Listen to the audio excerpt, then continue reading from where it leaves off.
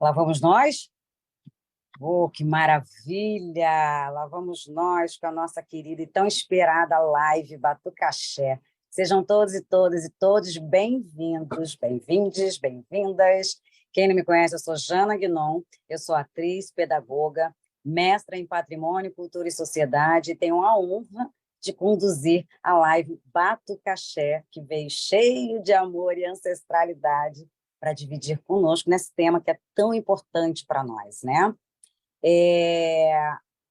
O Governo do Estado do Rio de Janeiro, mais a Secretaria de Estado de Cultura e Economia Criativa, através do edital Povos Tradicionais Presentes do Rio de Janeiro, apresentam Batucaxé, Comunidade de Terreiro, com a nossa live Conceitos e Preconceitos.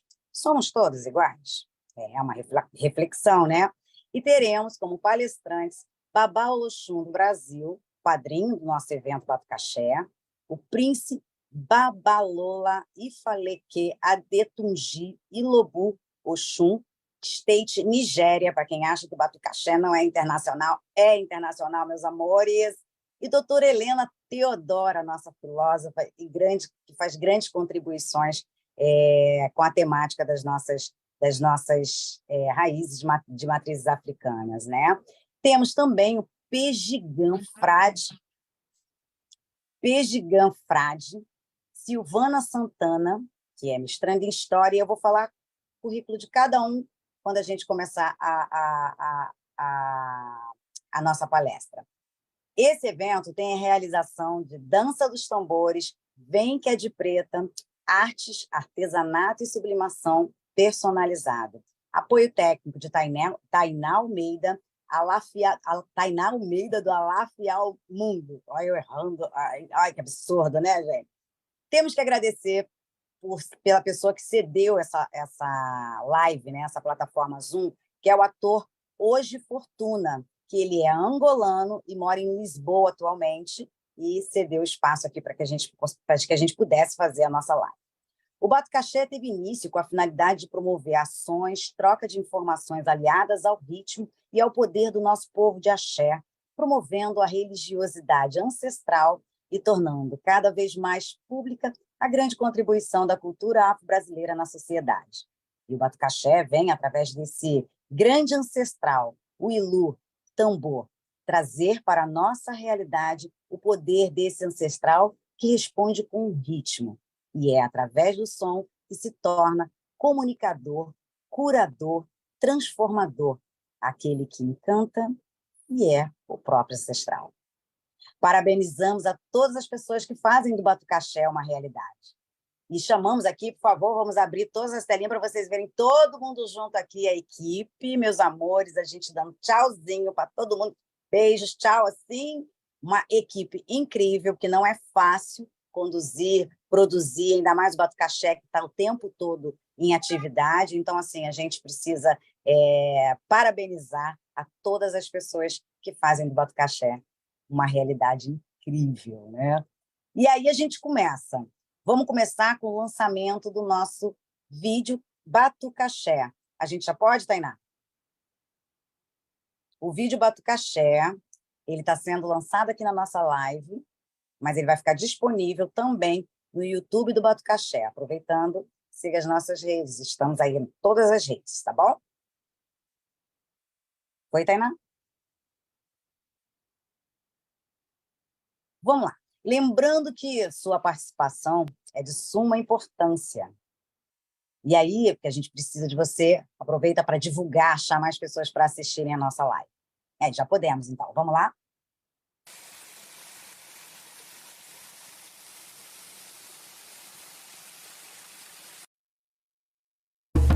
Meu tambor é minha história, passo a passo vou levando. Sou cultura brasileira, vem África, não perco mais um segundo. Longe do meu som, raízes sangrentas marcadas, conquistando a nação. Sou o tambor, vibrante da história, na pele visível suor que vem da África.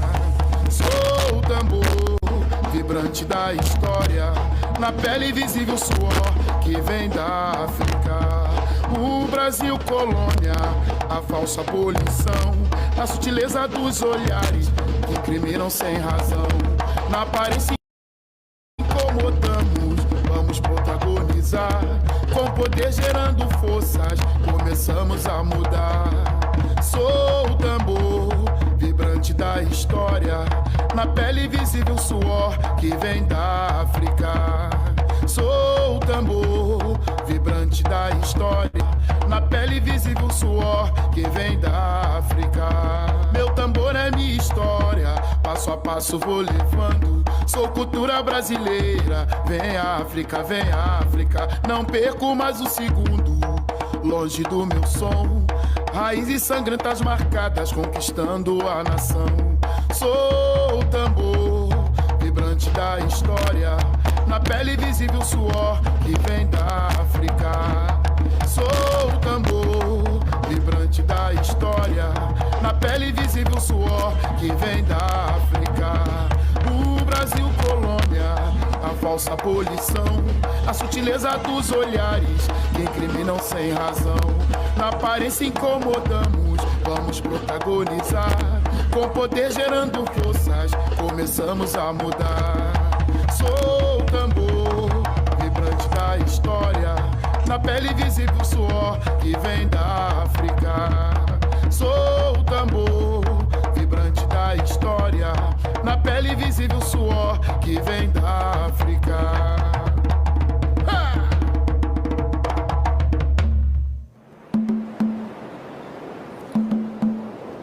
Nos porões, triste sofrimento, irmão. Navios e tumbeiros chegando ao Brasil. Índios europeus na pluralidade. Sabe por quê? Dança, dança, dança, dança. Dança, dança, dança, dança. Dança, dança, dança, dança. Dança, dança, dança, dança. No símbolo sagrado, culinária afeição. Quilombolas permanecem em reverência à potência. Somos a verdadeira aula histórica das desigualdades até hoje. Conheçam nossa ancestralidade. Sabem que somos da geração dos tetravós, dos pentavós, dos hexavós e dos heptavós. Sou o tambor vibrante da história, na pele visível suor que vem da África. Sou o tambor vibrante da história, na pele visível suor que vem da África. Sou o tambor vibrante da história, na pele visível suor que vem da África. Sou o tambor vibrante da história, na pele visível suor que vem da África. Sou o tambor vibrante da história, na pele visível suor que vem da África. Sou o tambor vibrante da história, na pele visível suor que vem da África. Sou o tambor vibrante da história, na pele visível suor que vem da África. Viva a nossa história!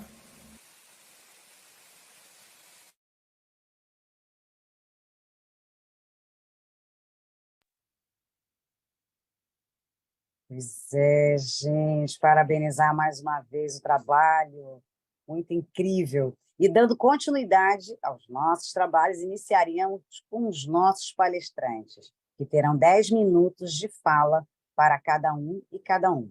Lembrando que o batucaxé, ele é fruto de tudo que a nossa ancestralidade nos proporcionou. Então, com toda licença à nossa ancestralidade, daremos início às falas dos nossos ilustres palestrantes. Batucaxé é a comunidade de terreiro. Conceitos e preconceitos. Somos todos iguais?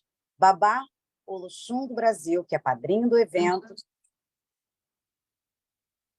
que é padrinho do evento, Babá Elias, Ifá Oduola Orixá-Bemi, Babá Olossum do Brasil, sacerdote do Ilê Axé Nimbaim e guardião da cultura tradicional iorubá. Babá Elias foi iniciado no culto de Orixá em 1971. Em seguida, no intuito de aprofundar seus conhecimentos em 2005, viajou para a Nigéria, onde se iniciou no culto a Ifá, quando, no mesmo ano, retornou à África para participar do Festival Oxum, em Ozigobo, na Nigéria, continuando seu sacerdócio com muita dedicação. Em 2022, o rei de Ozigobo, Cabecilê Atoajá, o concedeu o título de Babá Oloxum do Brasil. Babá Elias hoje é o idealizador do Festival Oxum,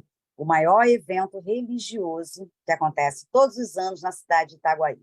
E ele vem como tema a importância da cultura tradicional do povo de Axé.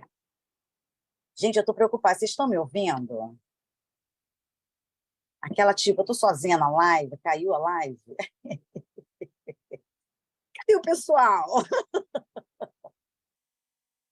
Gente, deixa eu ver aqui. Ouvindo, sim.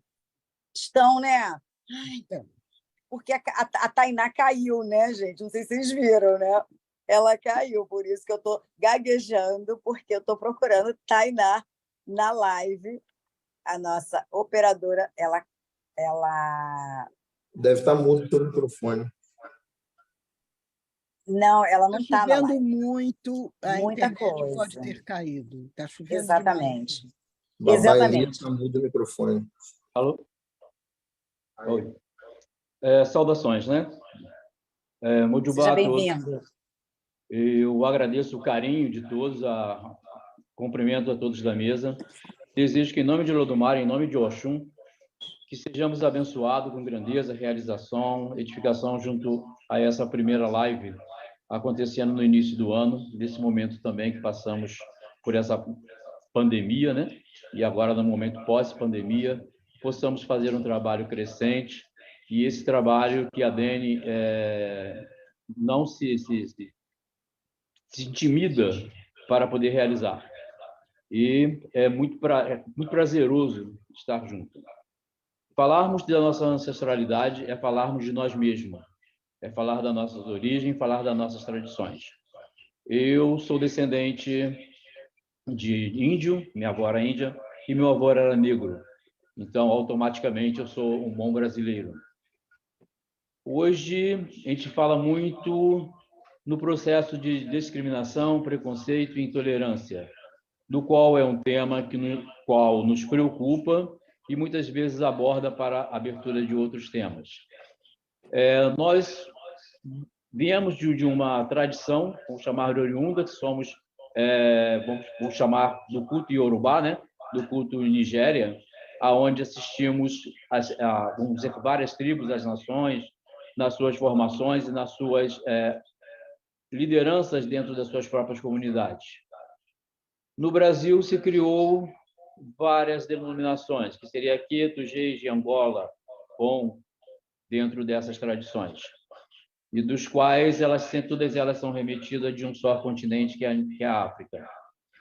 Crescemos e aprendemos que os nossos orixás, eles são oriundos africanos ou nigerianos, não importa qual seja a origem.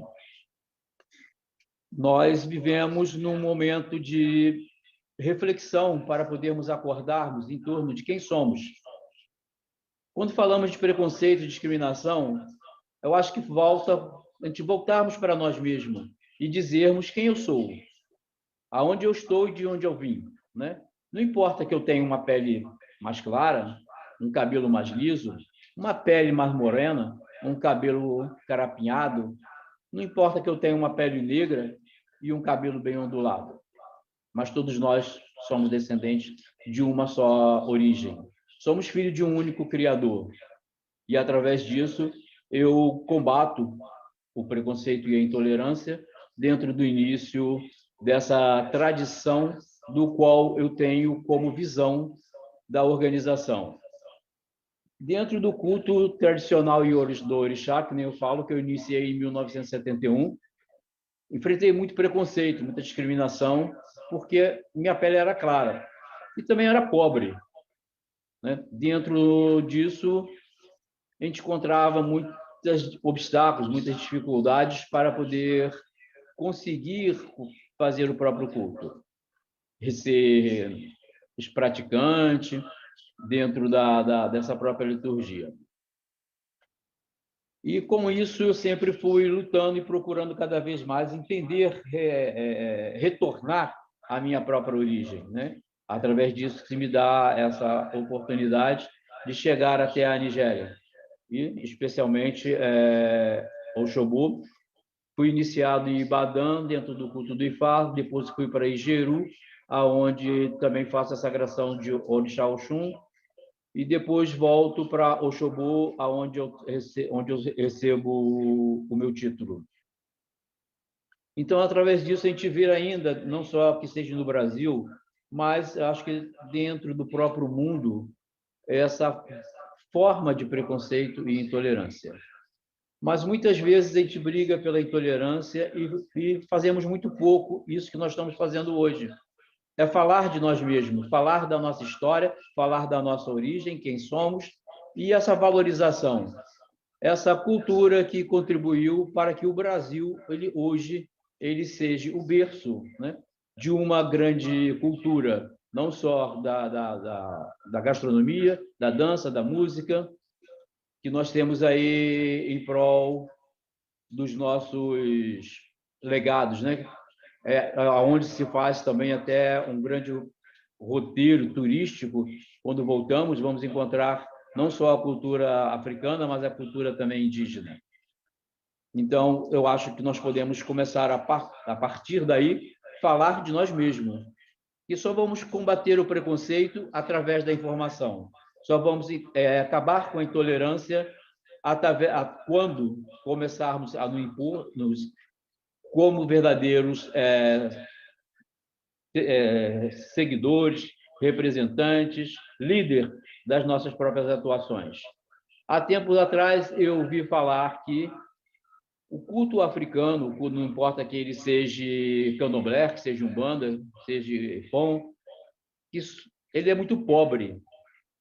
As pessoas são muito pobres e que a cultura também é pobre. E, no entanto, eles denominam como subcultura.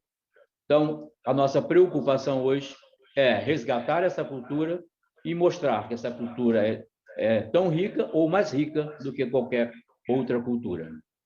Obrigado.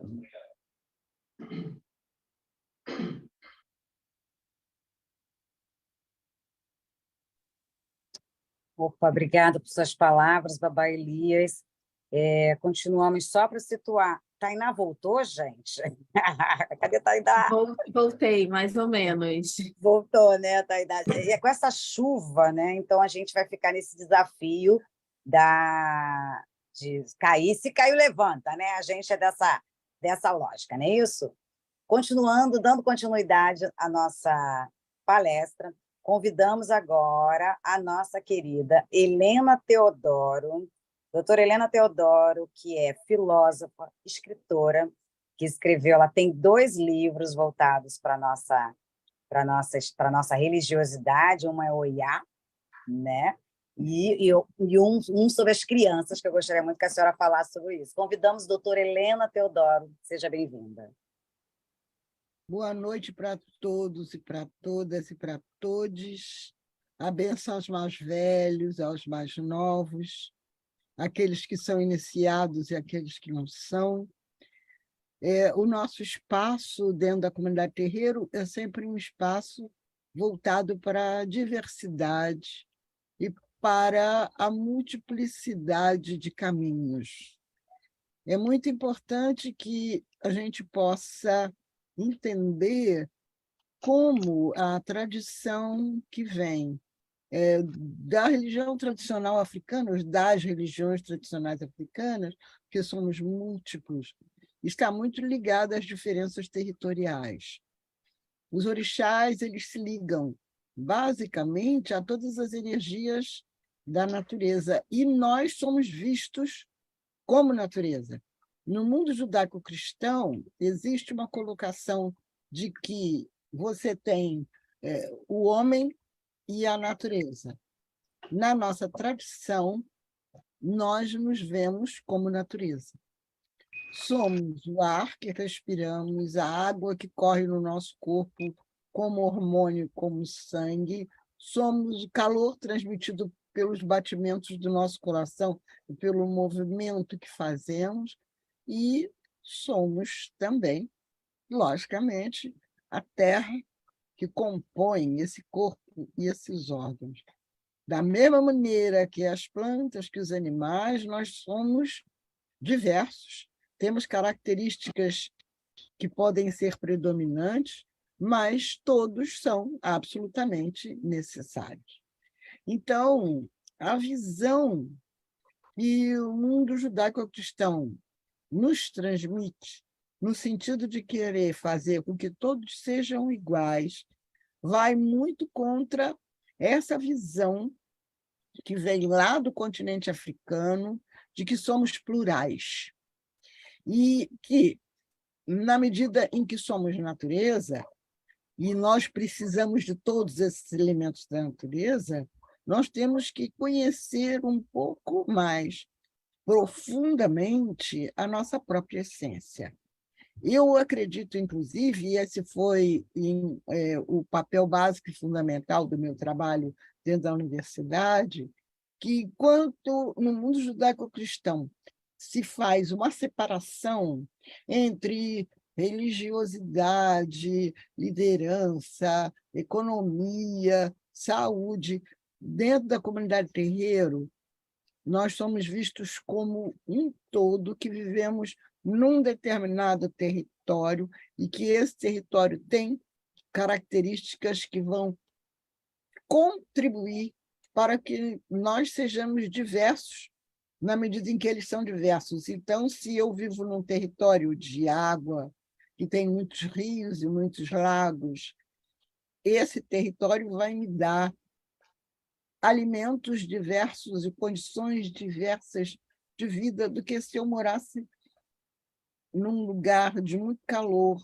de poucas árvores, deserto. Da mesma maneira que se eu estivesse num lugar de mar e de muita areia junto com o mar, seria completamente diferente.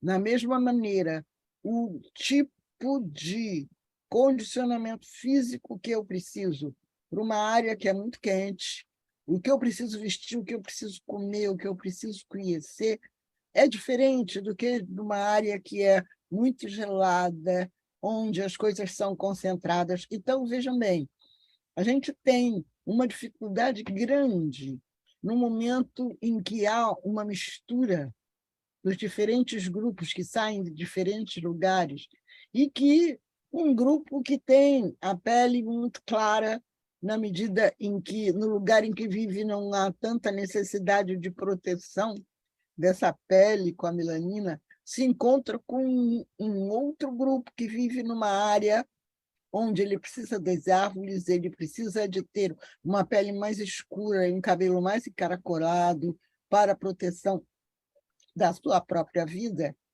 e se estabelece, em função de interesses políticos, econômicos e de poder, que um grupo é superior ao outro. Quando, na verdade, o ser humano, os homens e as mulheres e os animais fazem parte de uma natureza diversa. E a grande riqueza está exatamente nessa diversidade. E o que é que nos une? Se cada um é completamente diferente do outro, isso é alguma coisa comum a todos nós. O que temos de comum é exatamente por sermos todos diferentes. É muito importante, inclusive, eu tive um impacto muito grande quando estive em África pela primeira vez, principalmente do ponto de vista de religiosidade, de encontrar diferentes formas de entendimento da vida no continente africano. A gente vai encontrar pessoas católicas, vamos encontrar pessoas muçulmanas, vamos encontrar pessoas de religião tradicional. Dentro dessa religião tradicional, como dentro da religião católica, ou dentro da protestante, ou dentro da muçulmana, existem diferentes formas de lidar com essa religiosidade. E aí continua todo esse processo de diverso. A gente tem uma característica muito séria do ponto de vista, por exemplo, das mulheres negras das Américas. As mulheres de axé no continente americano têm papéis muito diferentes das mulheres negras no continente africano. Eu entendi, inclusive, algo quando assisti ao filme Mulher Rei, que me deixou muito consciente de quando a Viola Davis conversa com uma artista que faz o papel de filha dela, que é da África do Sul, e que essa artista diz para ela que sente muito orgulho como Zulu de participar deste filme. A Viola Davis diz: esse orgulho que você tem de ser Zulu, de saber de onde veio, nós nas Américas não temos exatamente essa divisão de saber exatamente de que canto viemos, porque transladados de África para as Américas, tivemos todas as nossas origens transformadas, apagadas, modificadas, inclusive consideradas inferiores ao do mundo europeu. E esse processo é um processo incrível que fez com que a nossa ancestralidade nas Américas resistisse no sentido de se ver, inclusive como reis, rainhas, pensadores, artistas, filósofos que foram trazidos escravizados para cá, mas que foram coisificados. Mas toda a nossa ancestralidade, toda a nossa memória ancestral e toda a nossa maneira de ser em África estava presente em nós. E isso foi recriado nas Américas, fazendo com que surgisse algo que tem uma base africana, mas que é muito diferente, porque lá eles podem se dizer Zulus da África do Sul. Aqui, nós sabemos que somos pretos, cariocas ou baianos, ou do Amazonas, mas de que parte de África são nossos tataravós. Como teremos esse laço de ancestralidade? Porque a nossa história acaba no porto. Porque, a partir dessa chegada aqui, os nossos nomes foram modificados, tiraram os nossos nomes ligados à nossa ancestralidade. E como viemos de diferentes lugares, fomos, inclusive, separados de diferentes nações. Então, quando alguém diz que é afrodescendente, é afrodescendente de onde?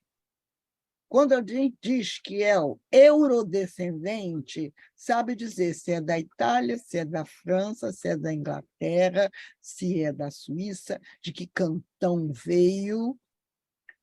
E nós aqui reconstruímos uma identidade a partir dessa visão de que, se somos todos diversos e somos todos de base africana, nós temos algo em comum. A tonalidade da nossa pele, o sentimento de haver um Deus superior, o do Mare, que controla todos nós, de sermos energias da natureza, e mesmo tendo línguas diferentes e sendo de países diferentes, nós temos algo em comum. Tivemos problemas de sermos todos escravizados. E isso nos dá uma riqueza cultural, uma riqueza rítmica, uma riqueza de experiência de vida que faz com que nós tenhamos chegado a entender que a comunidade preta tem 10.000 anos de experiência e que aqui se conjuga com as tradições do que já viviam aqui antes da chegada dos europeus, os indígenas, e que nós vamos, então, ter um entrelaçamento de culturas, as diferentes culturas africanas, com as diferentes culturas indígenas e com as diferentes culturas europeias. Mas nós conseguimos criar uma cara própria, conseguimos reconstruir, inclusive, uma filosofia de vida em um sentido de coletivo, o que representa cada comunidade terreiro significa um grupo de pessoas que vive num determinado território e que se respeita como irmão, já que nos tiraram as nossas famílias, nós criamos a nossa família. Somos irmãos de santo, somos irmãos por sermos do mesmo orixá.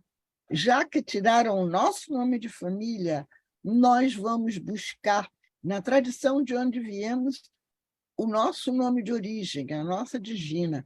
Então, cada comunidade terreiro tem um processo profundo de ancestralidade, de memória, de cultura, de sabedoria, e faz com que nós encontremos a nossa dignidade de seres humanos. Não somos coisas, como os europeus quiseram fazer. E a grande dificuldade é justamente lidar com essa herança que fica muito profunda em cada um de nós, quando dizem, somos descendentes de escravos. Não somos descendentes de escravos. Nós fomos escravizados durante 400 anos, com povos que têm uma história com mais de 10.000 anos, que têm uma cultura e um saber que precisa ser conhecido, e isso, inclusive, nos foi negado. Se não tivéssemos a preservação da memória nas comunidades terreiro, nunca iríamos saber das diversas possibilidades de sermos pretos brasileiros, ou bantus, ou jejes, ou quetos, provenientes da Nigéria, do Benin, ou de qualquer outro país africano, e sendo banto, podemos ser de Angola, podemos ser do Congo, podemos ser de Cabo Verde, mas temos reis, rainhas, pensadores, filósofos, artistas, temos musicalidades diversas, e temos os nossos orixás, e uma visão de que somos energias da natureza. Eu não sei como podemos agradecer aos sacerdotes e a toda a nossa ancestralidade que trouxe para nós um pouco da beleza da nossa história, da nossa luta, e que vem resistindo há mais de 500 anos nesse país e reconstruindo e chegando aos nossos princípios, no sentido de nos ver como ar, água, terra e fogo, como movimento, e no sentido de que, através da nossa ancestralidade, fazemos um encontro do ontem com o hoje, preservando o amanhã.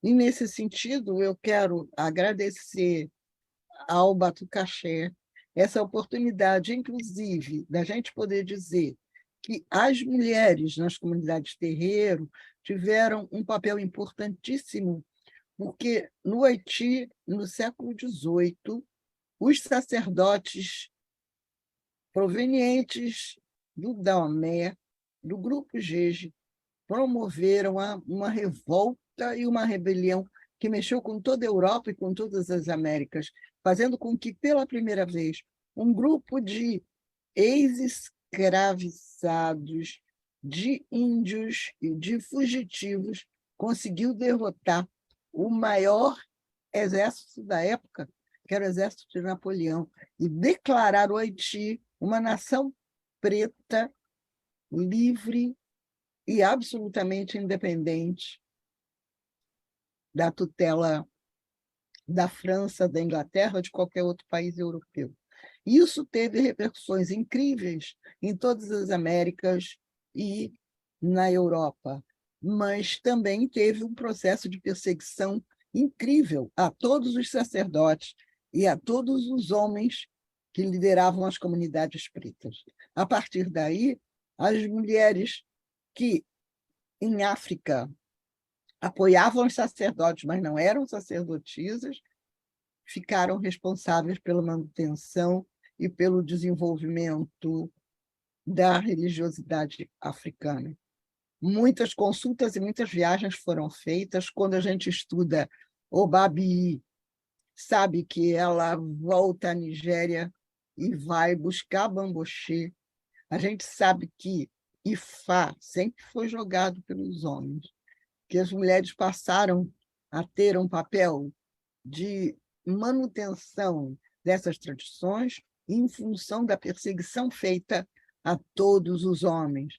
Mas é preciso, hoje, que nós possamos valorizar essas mulheres e, inclusive, trabalhar dentro das nossas comunidades a importância da manutenção das nossas tradições que vieram de África, das pessoas que têm pele preta, porque sabemos que a tonalidade da pele tem implicações numa aceitação maior ou menor dentro das comunidades e até dentro das comunidades terreiro.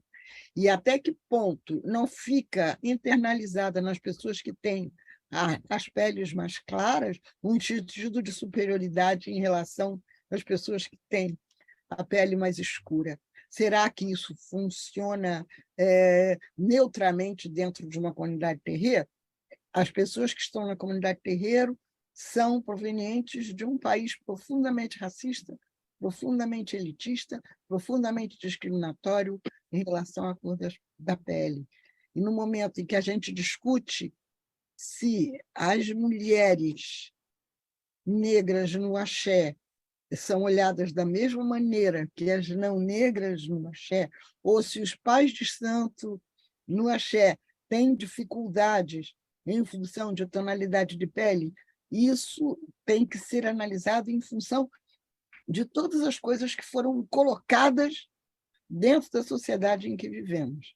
Hoje, estamos num momento político de maior alívio em relação a uma perseguição à comunidade preta e a todas as suas manifestações culturais.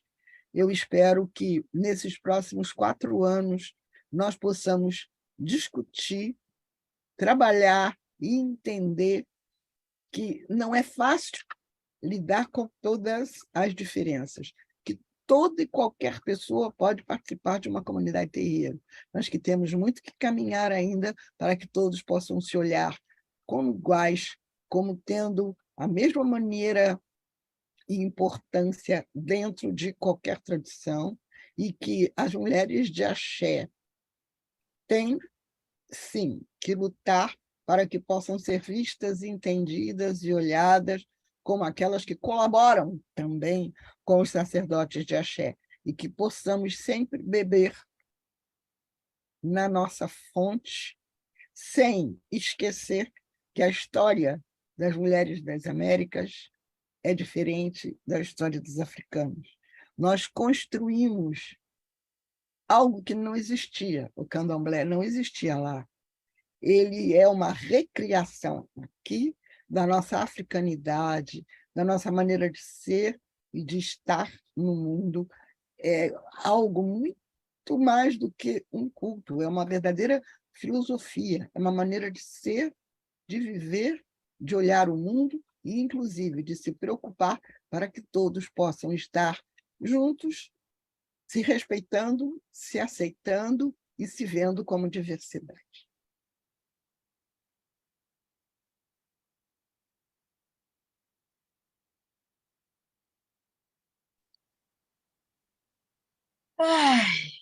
É aquela sensação que a gente tem depois de ouvir Helena Teodoro, né? É aquele suspiro. Muito obrigada, Helena Teodoro, por todas as suas contribuições, a sua visão de mundo realmente sempre nos fortalece.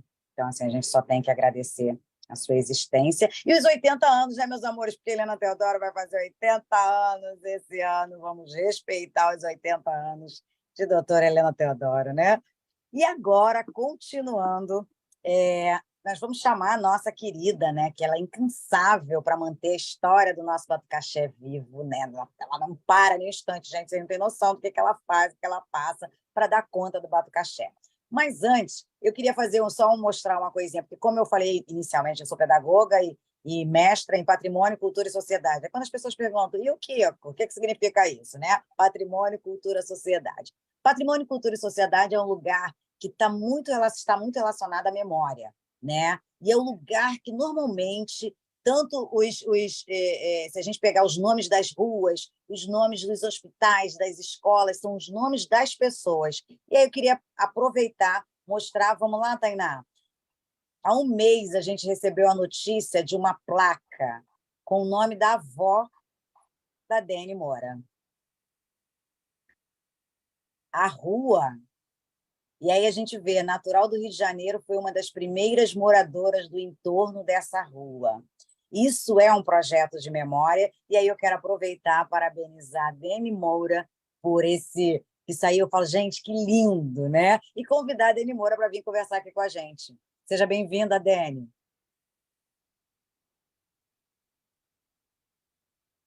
Deni?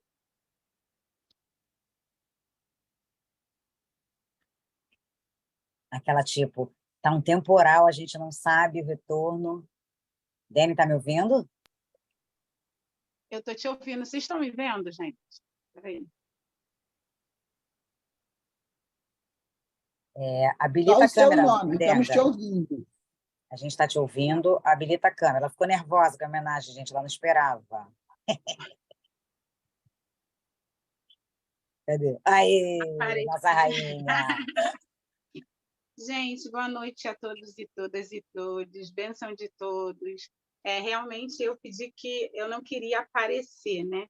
Mas eu tenho que agradecer, sim. Eu preciso agradecer mais esse feito, eu preciso agradecer a oportunidade que eu tenho de estar junto com pessoas que é só, sabe, é só acolhimento no meu caminho, é só aprendizado, é só coisas boas. O Batucaxé me trouxe muitas coisas boas, né? Então, hoje é mais um caminhar, é mais uma proposta que a gente está aí para, se tudo der certo, dar continuidade, eu acredito que dê. A gente está aí, como a Jana, a Et, sabe, a gente está no 7. O 7 é a nossa história, né? Hoje a live, por coincidência, a gente não sabe, mas também foi no 7.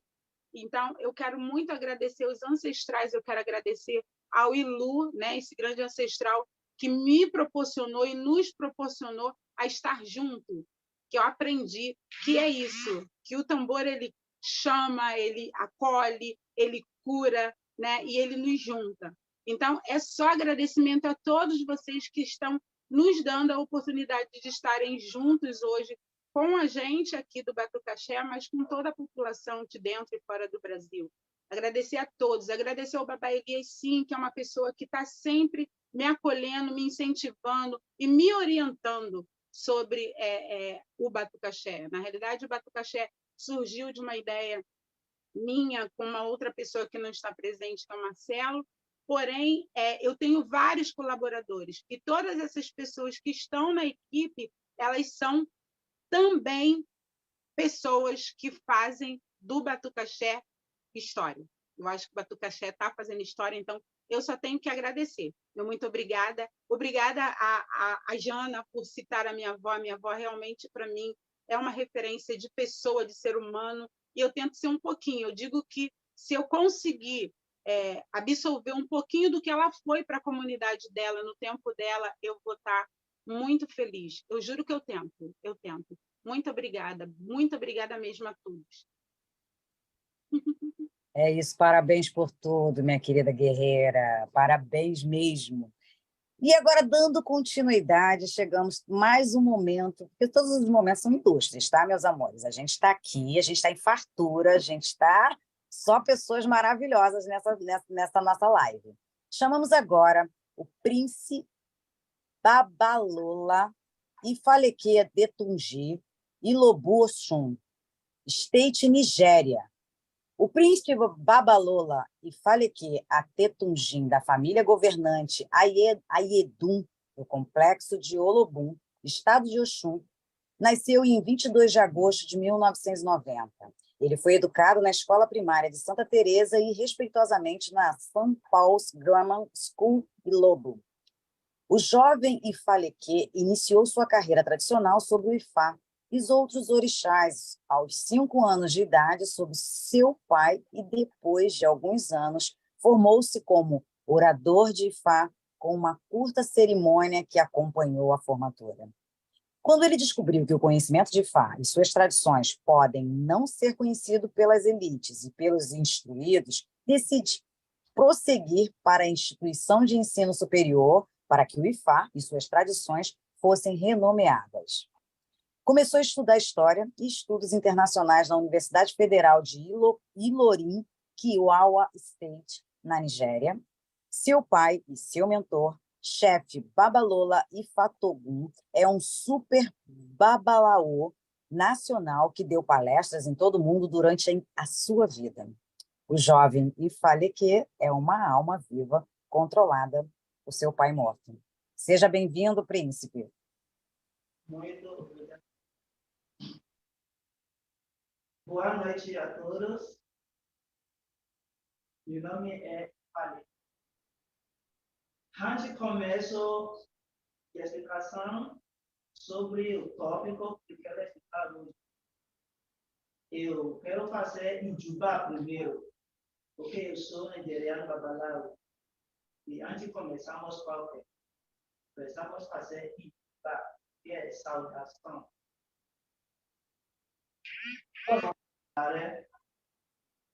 Badirão mume, a Juba odoron. Adiba fún àdàbà tuntun lórí káwọn ìjàgbẹ lọ lè yé sí rírò ń tènìyàn ṣíṣe tọlá Elédùmarè ọba. Adiba fún ìjàgbẹ tó ń lo oko àlérò lọ́dún a ní rírò ń tènìyàn ṣíṣe Elédùmarè ọba. Ẹ sí odò Ifá é para lo fácil de Olodumare, que crea todos humanos. Eu disse, meu nome é Ifaleque, eu sou babalawo, eu sou nigeriano. Me desculpe todos, porque não sou brasileiro, pode ser você não me entender bem. Por isso que eu falo por um, para você conseguir entender importante da mensagem que eu quero passar para todo o nosso povo. Eu quero falar sobre discriminação dentro da religiosa, humanos e tudo. Vocês sabem falar sobre Ifá primeiro. É verdade, eu sou história internacional, é isso que eu estudei em faculdade. Ifá é orixá de todo mundo. Não é só para a África, não é só para a Nigéria. Deixa eu me perguntar uma coisa. O que é Ifá? Porque todo mundo vai falar, Ifá é isso, Ifá é outra. Ifá não é humano como a gente. Ifá é a palavra dentro, palavra de Olodumare. É só Orunmila, é orixá que entende a mensagem de Olodumare. Por isso que algumas pessoas não sabem a diferença dentro Orunmila e Ifá. E deixa eu falar uma coisa outra. Todo religioso, pode ser você é cristão, muçulmano, qualquer religiosa que você é, todo religioso tirar dentro de Ifá. Porque Ifá é a palavra de Olodumare. Por isso que antes de a gente fazer qualquer coisa, precisamos louvar-se de Olodumare primeiro, porque Olodumare é muito grande, que nenhum não pode ver depois dele. Abre caminho para todos nós. E muito obrigado para a gente me aceitar para ser membro dentro do grupo hoje. Axé.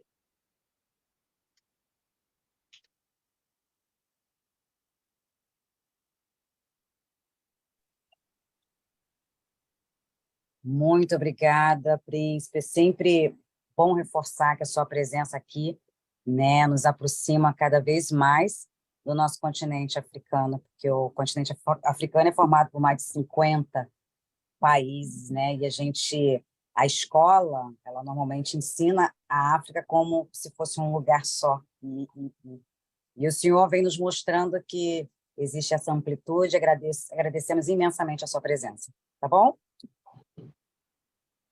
Vamos continuando aqui, né? Agora convidando o nosso Pejigan Frade, Ogé Tunde, formado e pós-graduado em Direito Criminal pela Universidade Geraldo de Biase, perito forense, formado da AIC, Agência de Inteligência Civil, iniciou seus estudos religiosos em 2000, passando pelo cristianismo. Em 2010, ingressou na Ordem Ocultista Estrela da Serpente, onde aprendeu a arte da magia cerimonial. Em 2015, passou pela Umbanda, sendo iniciado em 2016 em Quimbanda. Logo mais, com o intuito de conhecer mais profundamente as religiões de matrizes africanas, iniciou no Candomblé, onde galgou o posto de Pejigan. Anos à frente, passou a integrar o Ixexilagibá, desculpe se eu errar, tá, gente? Iniciando em Ifá e, em seguida, no culto a Egungun, onde tem o posto de Ogé, dentro do Ilê Axé Vodum Nibaim, com o subtema A Resistência do Povo Negro através da Quimbanda. Convidamos o nosso palestrante, Pejigan Frade. Isso. Seja bem-vindo. Saudações a todos, tá?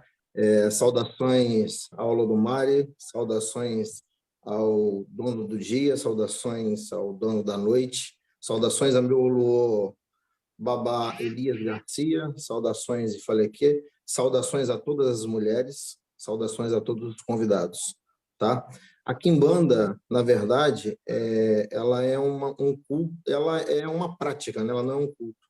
E ela é uma prática que ela é de resistência, né?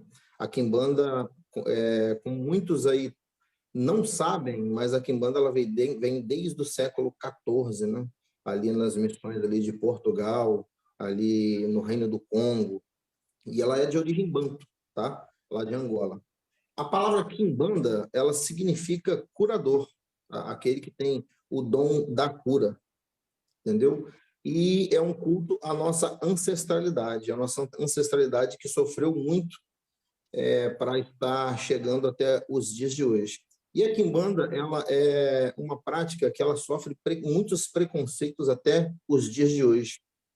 A Quimbanda, ela é mal interpretada. As pessoas acham que Quimbanda às vezes é para fazer o mal, mas Quimbanda, na verdade, ela é para a cura.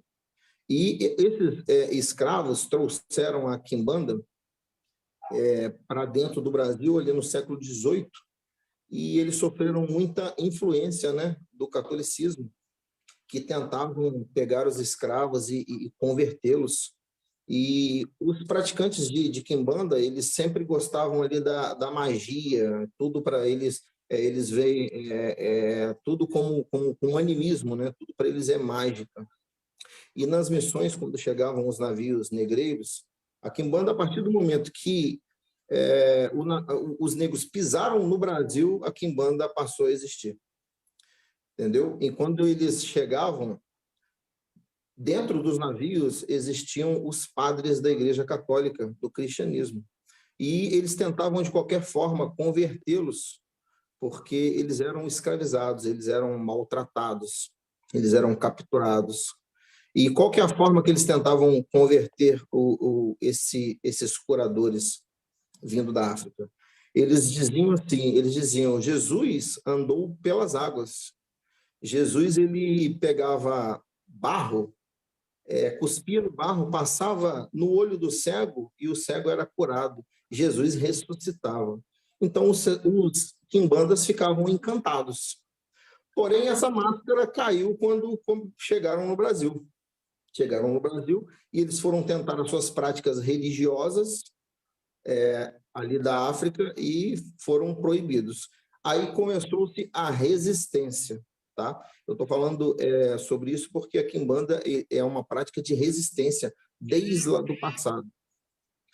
E essa resistência, eles tinham que fugir, porque eles não se dobravam, não se curvavam às ordens ali dos grandes senhores do engenho. Então, eles tinham que fugir. E para onde que esses escravos, homens, mulheres, fugiam?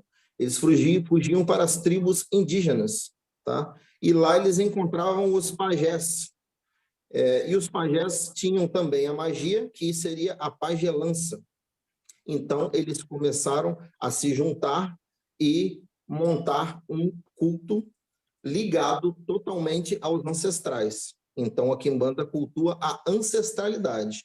A quimbanda também existe uma grande influência das bruxas, né? Porque a gente tem ali no século, se eu não me engano, 18, né? Não, 16, né?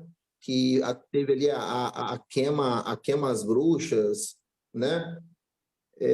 Deixa eu ver aqui, foi lá no Santo Ofício, né? Século XVI, que as bruxas que vieram também, que foram as mulheres que tiveram pulso, as mulheres que lutaram junto com os escravos. Elas também fugiam, não aceitavam, e também foram para as tribos indígenas. Então, os índios eles têm um papel muito importante dentro aí da continuação do culto da quimbanda. Então, a quimbanda foi a junção dos escravos, das bruxas e dos índios, e começaram a fazer o culto à ancestralidade, o culto aos ancestrais, o culto aos negros que foram escravizados no passado, o culto aí aos pretos velhos, e hoje é um culto dedicado exclusivamente ali aos pretos velhos quimbandeiros, aos Exus e às pombagiras.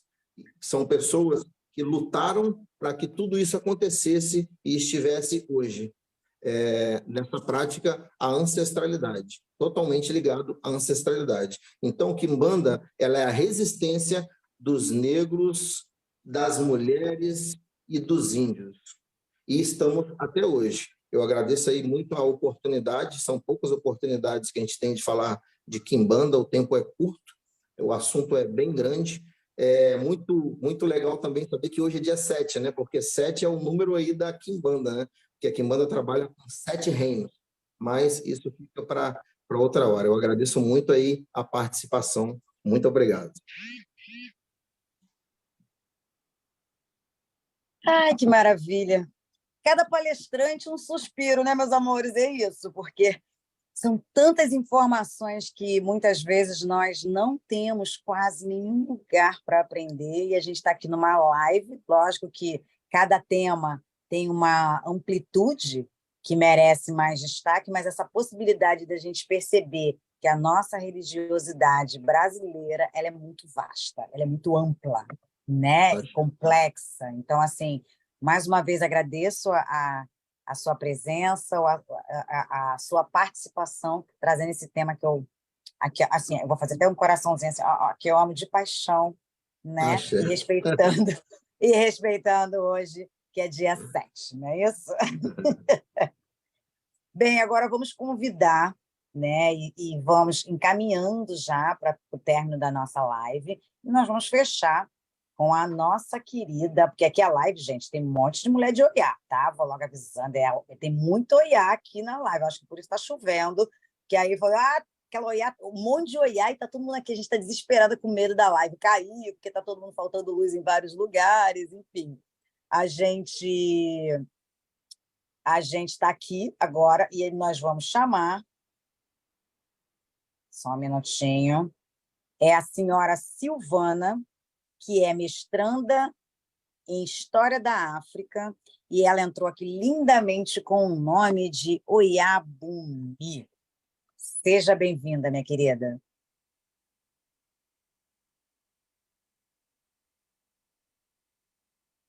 O microfone, habilita o microfone, por favor. Isso, obrigada. Acho que foi.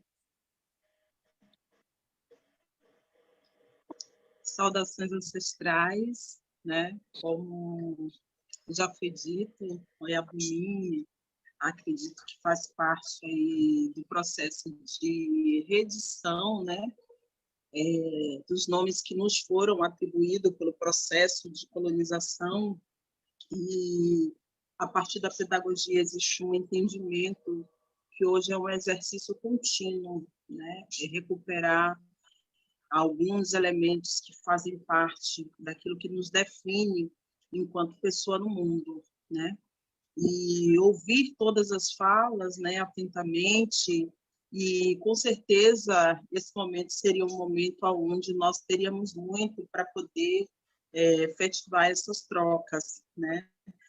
Aqui no município de Itaguaí, no Rio de Janeiro, também está chovendo bastante, mas eu quero iniciar, né, agradecendo ao Babá Elias Garcia, né, pela construção desse espaço de troca.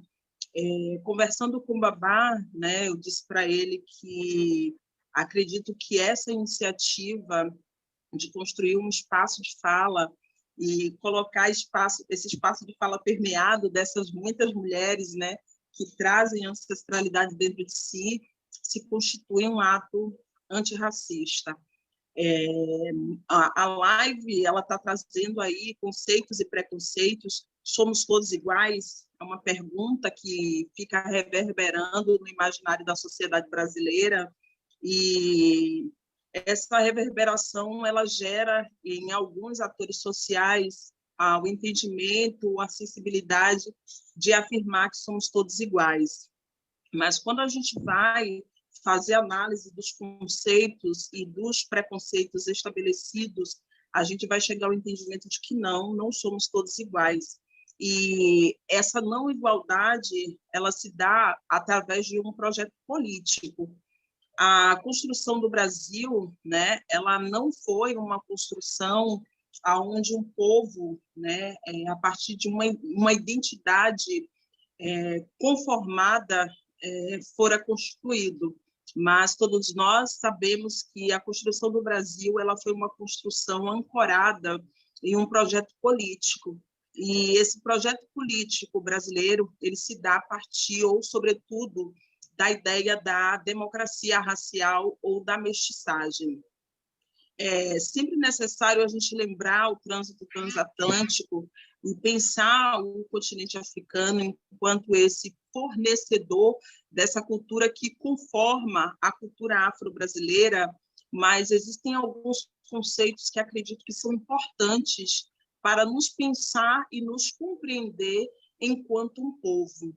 E da relação com o continente africano, essa construção do Brasil ela não se deu a partir do princípio da alteridade. E essa alteridade ela não foi possível porque quando os povos africanos foram dizimados a partir do processo do Holocausto, da escravização, reconhecido inclusive pelos direitos humanos e pela própria ONU, ela se deu a partir de um exercício que gerou, né, um crime de lesa humanidade, e esse crime de lesa humanidade está configurado em todos os atos de morte, e que, na nossa percepção, um ato de derramamento de axé, porque nós entendemos que, na nossa perspectiva, aquilo que nos constitui, o sangue, por exemplo, ele faz parte de axé. E quando a gente cria uma interface em pensar os povos africanos no século XVI, quando foram expropriados do seu território e que tiveram seu sangue derramado, a partir dos montes de milhões que foram sepultados em mar aberto, a gente vai olhar e vai ver que ainda hoje, no século XXI, o derramamento de axé ele permanece, né? A partir das chacinas que acontecem, a partir de todos os processos de negação da nossa humanidade. Mas, de uma forma mais direta, pensando essa noção de pessoa africana, quando nós vamos nos entender dentro do território brasileiro, e eu, a partir da pedagogia, vou fazer análise de que, em muito ainda, o território brasileiro não nos permite, ou não tem nos permitido, nos pensar enquanto um povo. Porque o que define um povo são os códigos e símbolos culturais que esses seres humanos trazem. E, na relação com o Brasil, a gente tem sempre uma relação de sobreposição. Se nós formos pensar os povos africanos de onde nós somos matriz, a grande maioria do povo fala a mesma língua que os define. No caso do Brasil, por exemplo, nós somos africanos na diáspora, mas falamos português, sendo que quem fala português é de Portugal. Então, existe aí uma relação de sobreposição nesse ser que forma esse dito caldeirão cultural no Brasil, e essa determinação ela parte da relação, né, hierarquizada que o continente europeu sempre direcionou aos povos africanos dentro desse território. E esses povos eles foram totalmente esvaziados da sua existência. E esse processo de esvaziamento, né, esse processo de desumanização, ele não pode ser esquecido, né, no sentido de que é preciso recuperar as narrativas. A Conceição Evaristo, que é uma autora que eu gosto muito, ela vai falar sobre como nós narramos as nossas histórias. E é um grande exemplo de uma mulher preta na sociedade brasileira que, por muito tempo, né, já vinha aí na sua trajetória enquanto uma intelectual negra, mas que foi sempre silenciada a trazer e a contar a sua própria história. A grande pergunta que hoje eu me faço, enquanto uma mulher ancestral, uma mulher preta africana na diáspora, é nos questionar aquilo que nos compõe e entender quem construiu as narrativas acerca de nós. O pai Alainaldo de Aganju, ele acabou de colocar no chat que candomblé é muito mais do que religião, ou que candomblé não é puramente religião. Na minha compreensão, candomblé é um sistema religioso de um determinado grupo que se organizou ali no século XVIII, a exemplo dos iorubás. Mas o próprio Vivaldo da Costa Lima, que é um intelectual baiano, quando ele vai fazer a análise dos primeiros territórios organizados, ele não identifica e ele não determina que aquele lugar seja um terreiro de candomblé, como o Estado brasileiro nos reconhece, mas muito mais uma articulação política de estadistas africanos que, naquela altura, ainda permeados pelo contexto de escravização, já se articulava dentro do território do Brasil, na região da Bahia. Então, acredito que essas reflexões elas são sempre importantes, e esse espaço de fala que está sendo construído é um espaço de fala onde a gente precisa sempre questionar quem construiu as narrativas acerca daquilo que hoje vai versar sobre o povo negro ou o povo africano dentro do território brasileiro. Todos nós sabemos que os espaços de construção de conhecimento, ele não foi espaço dado aos corpos africanos na diáspora. E quem sempre narrou as nossas histórias foram a branquitude desse Estado. Podemos aqui citar diversos nomes, mas vou me prender só a um, que é o Pierre Verger. O Pierre Verger, quando ele vai à Nigéria fazer o processo antropológico, que é uma categoria analítica utilizada pela universidade, ele vai dizer do seu processo de experiência e observação dentro do continente africano, por 17 anos, que o que ele via configurava-se no que hoje nós temos um processo que, por vezes, vai perpassar pelo ideal da folclorização. E aí fico pensando em algumas falas que a professora Helena Teodoro trouxe aqui, quando a gente vai refletir aquilo que significa uma identidade de povo, né? E essa identidade de povo, ela não pode perpassar pelo processo do folclore. A nossa identidade de povo, ela não pode perpassar pelo processo religioso, eu acredito, porque, como o dicionário bem define, religião quer dizer reconectar a Deus. E aí a grande pergunta que fica é para antes do século XVI, quando o mundo árabe ele envolve o continente africano e passa pelo processo de islamismo, que hoje é uma das maiores religiões dentro do continente africano. De que Deus é que nós estamos falando? E acredito que essas reflexões elas são importantes, porque o Deus do mundo árabe não é o mesmo Deus da Europa. E o Deus da Europa, que diz que somos todos iguais, que vai partir dos princípios do acordo feito a partir da França, igualdade, fraternidade, não representa aquilo que nós somos. Hoje, acredito que deva ser um exercício contínuo, fazer o processo de recuperação da identidade perdida pela negação do corpo africano na diáspora no século XIX. O Brasil, do pós-abolição, no dia 14 de maio, quando é dito o processo de libertação dos escravizados, e que a história vai narrar que foi a princesa Isabel que o fez, essa história foi contada por outros e não por nós, porque os nossos antepassados, quando vão transmitir a partir da oralidade, vai entender, e hoje é notório a partir do cenário brasileiro, que não houve um processo de libertação dos escravizados, porque esse processo de escravização ele não se deu somente no corpo, mas esse processo de escravização também se deu na capacidade de entendimento da nossa própria história. E aí, quando nós olhamos para a sociedade brasileira, que é uma sociedade mestiça, sim, a partir desse processo da dita democracia racial, a grande maioria dos brasileiros estão aí permeando outras diversas religiões, inclusive esta que nós chamamos de candomblé, ou outras religiões que são de matrizes africanas nos diferentes territórios brasileiros. Mas a grande questão é entender de que forma esses corpos africanos na diáspora têm dialogado com seu sistema religioso ou com outras religiões, mas também como esses africanos na diáspora brasileira se entendem enquanto noção de pessoa.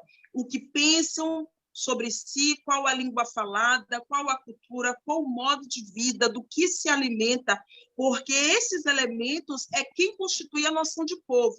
E se formos analisar de forma enfática, a gente vai perceber que os negros no Brasil, ou seja, os africanos na diáspora brasileira, eles não têm até então um processo que verse sobre essa identidade de povo.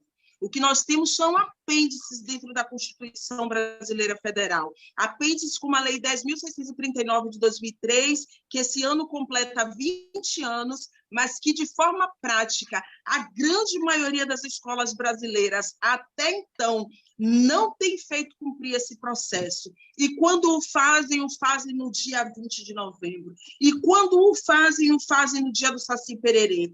E quando o fazem no dia 13 de maio. E essas construções que vão pontuar marcadores pequenos da história são narrativas da branquitude. O nosso povo tem uma história, o nosso povo tem um legado, o nosso povo tem uma capacidade de organização social que foi destituída pela relação hierárquica construída pela Europa.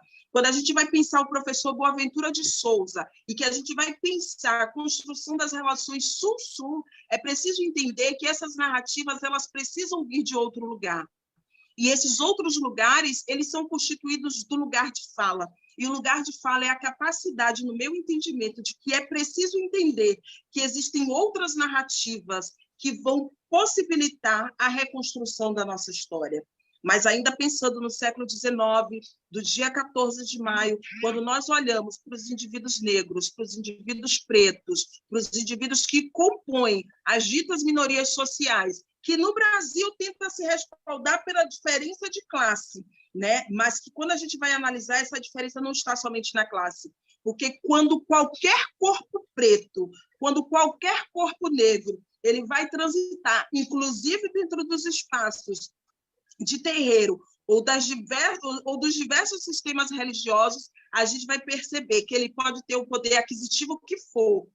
As relações, elas são tangenciadas a partir de um outro lugar. Do dia 14 de maio, o Brasil, a partir do Brasil República, ele traz o mito da democracia racial, que é pensar essa relação de mestiçagem e constitui a partir do censo demográfico do século XIX, dizendo que nós convivíamos pacificamente ou passivamente. Acredito mais no passivamente do que no pacificamente. Mas a gente não pode deixar de refletir que essas relações passivas, elas foram constituídas a partir da relação instituída pela Europa sobre o Estado brasileiro.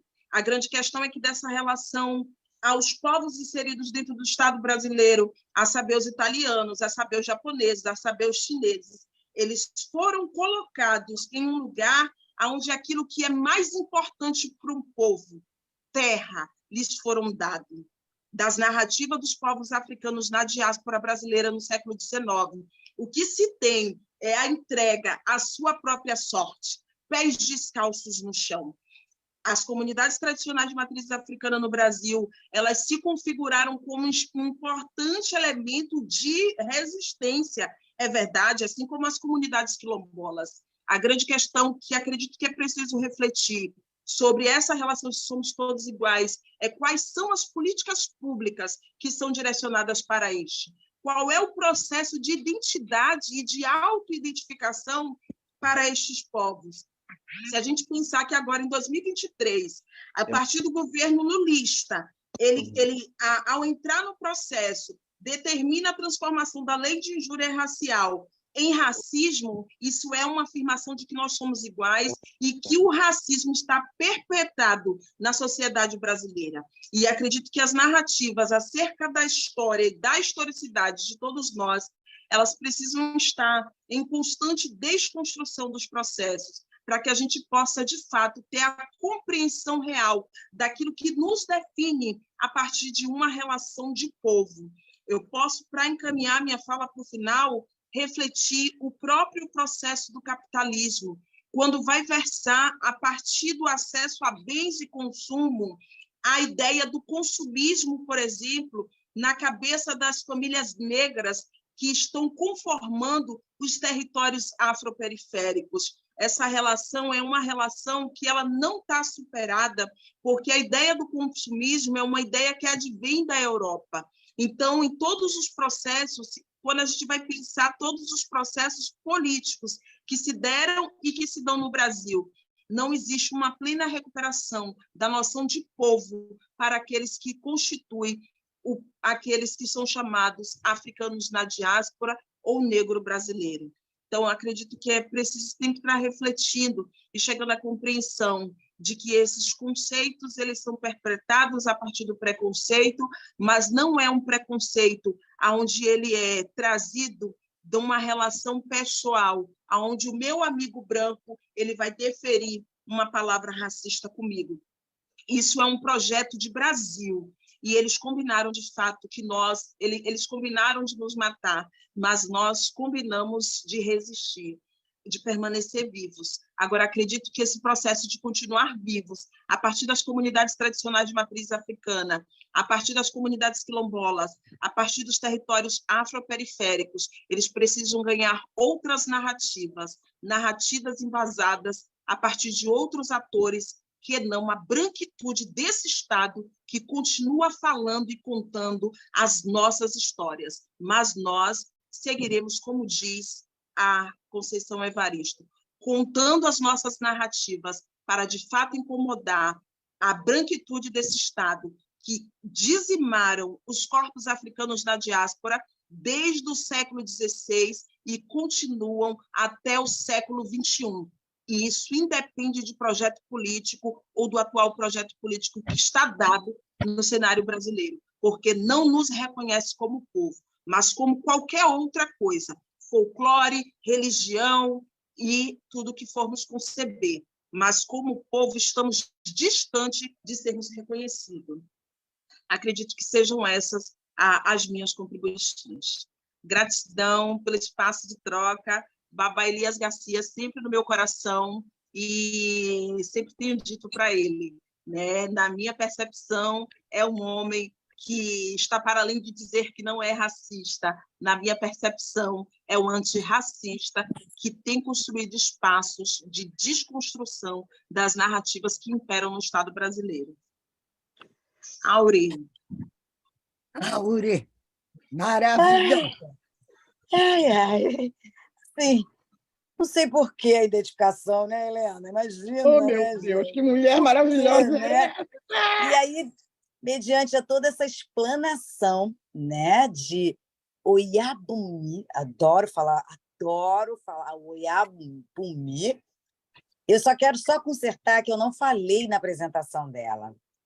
A Ekede Silvana Santana, ela é coordenadora de projetos na comunidade tradicional de matriz africana Ilê Oxum Apará, mestranda em História da África pela UFRB. Eu fui correndo buscar o UFRB, né?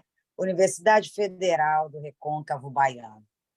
Então, vamos respeitar, né, toda essa explanação, né, da nossa querida Ekede. Maravilhosa, estou toda arrepiada. Que mulher maravilhosa é essa?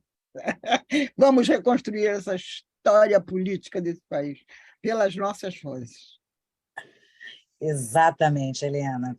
E aí, a gente está caminhando para o final, enfim, nós temos a nossa família, né? Famílias de vários grupos, né? Da nossa religiosidade no Facebook, fazendo pergunta, fazendo comentário, todo mundo muito feliz com esse encontro que está sendo feito pelo Batucaxé, aqui, né? Esse encontro de várias cabeças pensantes sobre vários assuntos. E aí tem algumas coisinhas que eu quero passar aqui para vocês, que o Alá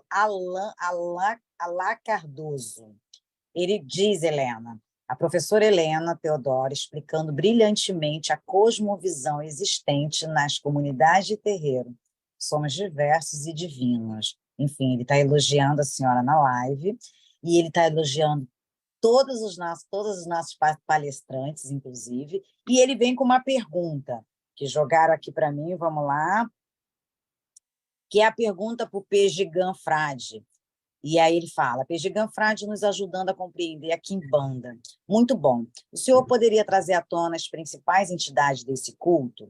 E aí a outra pergunta, há diferenças entre Quimbanda e Quimbanda com K e M, e Quimbanda com Q-U-I-M, as iniciais, certo?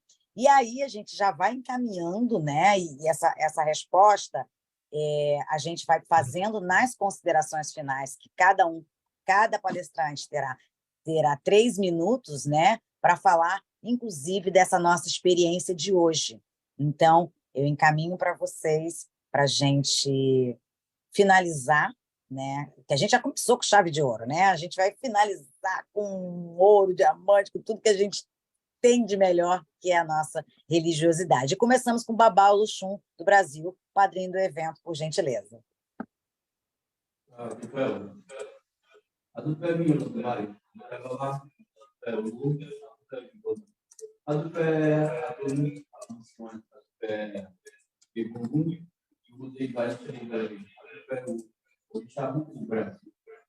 Agradeço ser brasileira e poder contribuir com a formação da nossa cultura, da nossa história e da nossa religiosidade.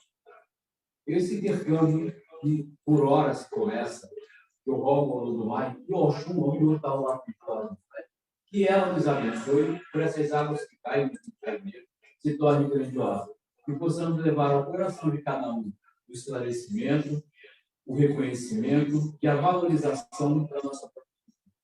O que eu tenho no dia de hoje é a gratidão, e tem uma palavra que a minha mestra, Helena Teodoro, ela fala que existem 2 valores. Um é o do axé e o outro do capitalismo. Nós valorizamos o nosso axé.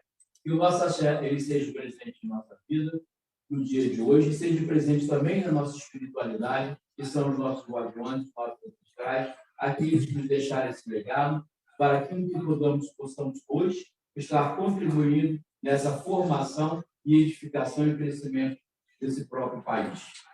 e meu abraço fraterno, meu agradecimento, eu, Babá Oloxum, Brasil, e Paulo Aorixá Bemim, agradeço a todos, agradeço a todos os palestrantes, a Silvana, que para mim era minha deusa encantada, mestra Helena Teodoro, Dani, a todos também que eu estou conhecendo no dia de hoje, Babá Ifalequeiro, me violou.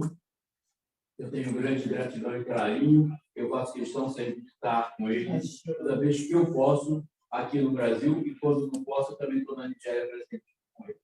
Obrigado, obrigado. Obrigada, Babá Elias. E agora a gente vai com a doutora Helena Teodoro, sendo citada e mencionada várias vezes. É com a senhora. É uma emoção muito grande estar participando deste encontro. Nós precisamos realmente revisar a história política do Brasil, tirar essa ideia de Princesa Isabel como redentora e valorizar os grandes heróis brasileiros, como Zumbi, Luiz de Gama e o corpo dos escravizados que foram para a Guerra do Paraguai, os voluntários da pátria. Enfim, reescrever a história desse país através do seu povo que o construiu e que fez com que ele tivesse uma cara, que é o povo preto. Eu agradeço muito a oportunidade de poder ouvir pessoas tão incríveis e estamos juntos nesse processo de reconhecimento dos diferentes povos que compõem a nação brasileira, sejam os povos quilombolas, indígenas, que fazem parte de diferentes governamentos, os ribeirinhos, todos aqueles que resistem dentro de um sentido de que todos deveriam ter as mesmas possibilidades e oportunidades. Muito obrigada pelo convite. Nós agradecemos a sua presença e generosidade de sempre estar conosco quando a gente chama, né? Bem, então, vamos agora chamar o príncipe Babalola Ifaleke Adetunji Ilobu Oxum, da Nigéria. É com o senhor. Muito obrigado para todos vocês. E minha cidade fica em Lagoa Francês hoje, e que do mar, todo o oriçá na terra e no céu, que acerca o nosso oração, que do mar e todo o oriçá no céu, que dá de ico, que é morte, que vai embora na nossa vida, que nenhum não morreu estupidamente, como Iva disse. Iva disse que ayoyogo, goma, adiva fún ọ nímẹ̀ta. Ifá lọ rè máa mú yọ̀yọ́ra òòjọ́, tá a mú yọ̀yọ́ra ọ̀rọ̀ ayọ̀ ní kó máa bá wa, ọ̀rọ̀ ìbànújẹ́ kan ìbáyọ̀ sal nunca fica triste. Todos nós não vai ficar triste na nossa vida. Axé.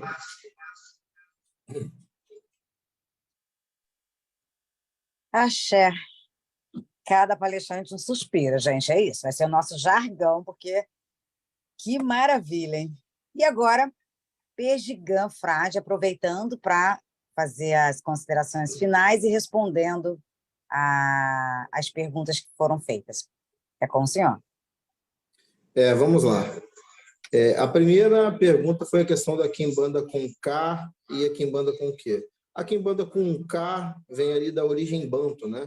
Seria a tradução correta, seria quimbanda com K.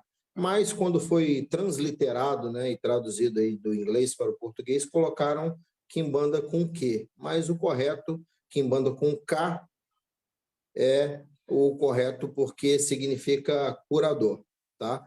Agora, Exu principal, ou pombagira principal, não tem na quimbanda. Vai ser...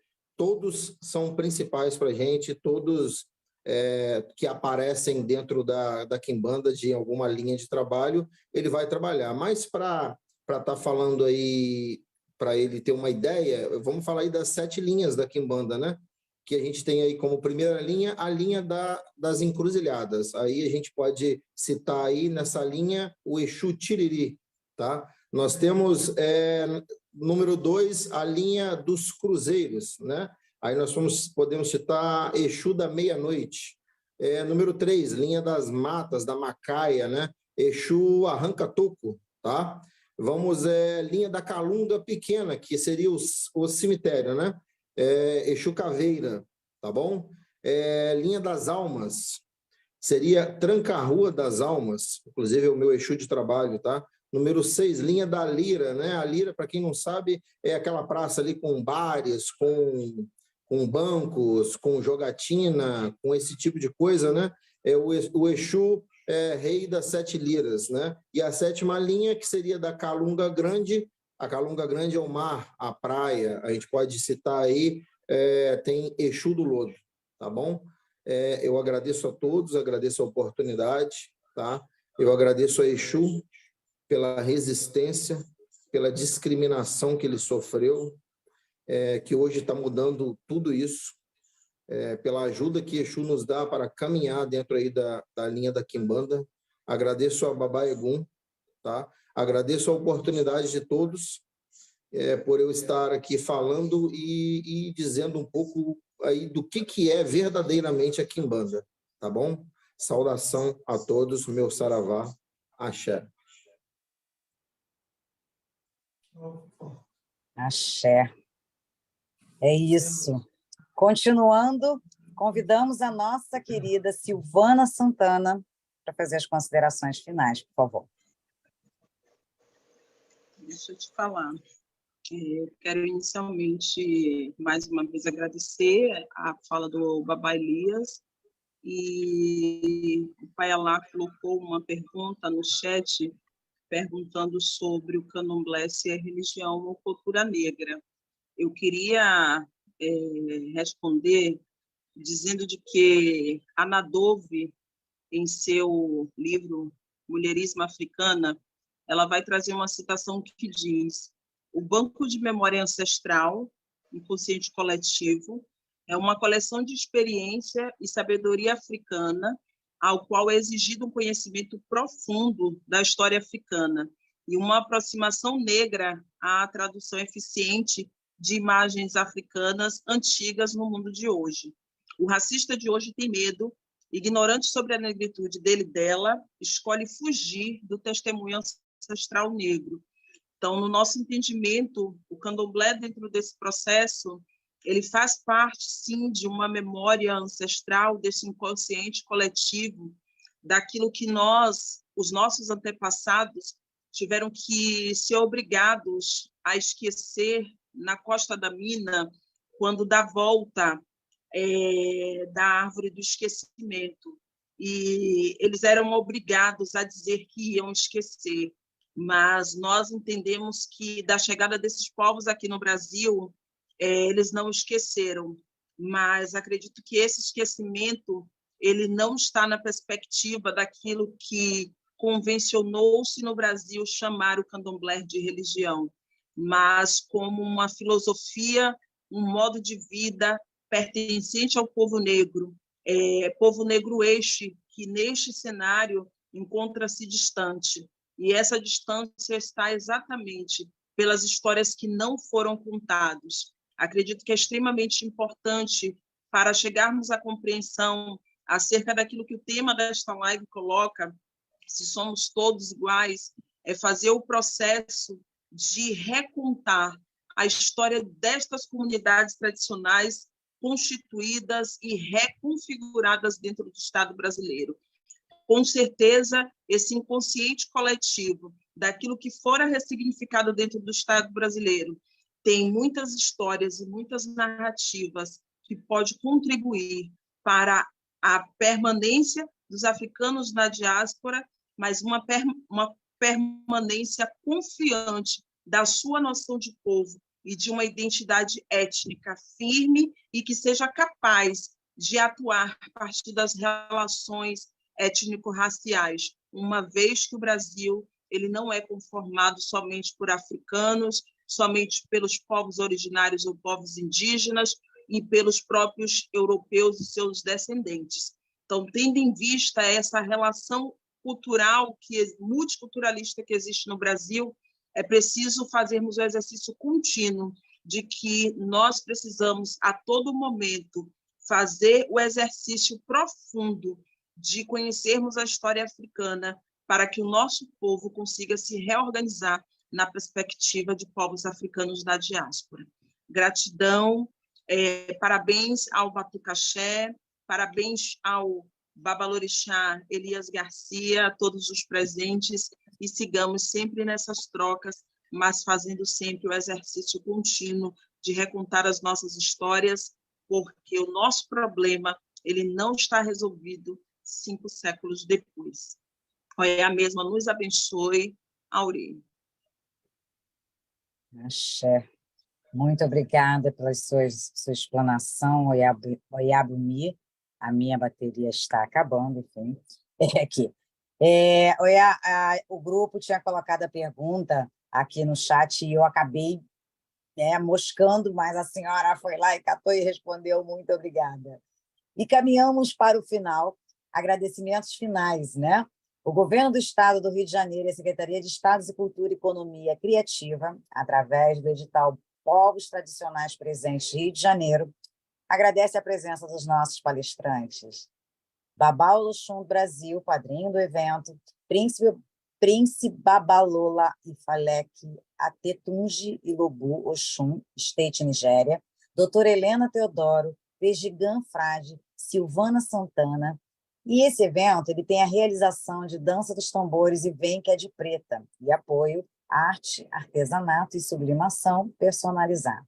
O apoio técnico, agradecer o apoio técnico da nossa querida Tainá Almeida, que é do Alafiamundo, já aproveitando para fazer já Alafiamundo, para quem não conhece, é um projeto em que eu sou produtora executiva e a gente monta o projeto chamado 60 Mais para Ouvir, que a apresentação é da doutora Helena Teodoro e a Tainá Almeida, ela é a nossa intérprete, ela traduz do português para o inglês, é isso?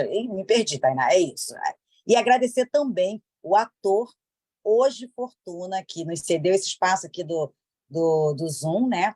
Ele é angolano e mora em Lisboa, e ele é um grande parceiro também que contribuiu para que o nosso evento pudesse ser realizado. E principalmente a todas as pessoas presentes na live que participaram pelo chat do Facebook, tem muita gente participando, aproveite, a live vai ficar na nossa página, divulguem, compartilhem, porque esse é um grande momento para a gente ampliar os nossos olhares e ver que a África é muito maior do que a gente imagina, e a gente tem várias especificidades que precisam ser conversadas e principalmente respeitadas. E aí, sigam o Batucaxé, tá certo? E lembrando que tem a Feira Batucaxé também que acontece, acompanhe na página do Facebook Batucaxé, tá certo? Agradeço mais uma vez, eu gosto muito do som das palmas, né? Da gente abrir o nosso microfone e, por gentileza, uma salva de palmas para todo esse encontro que os nossos ancestrais possibilitaram.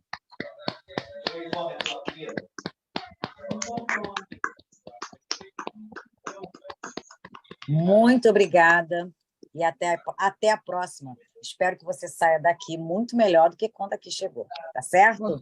Beijos e até a próxima. Viva Batucaxé! Tchau, gente! Tchau. Beijo, tchau. Obrigada.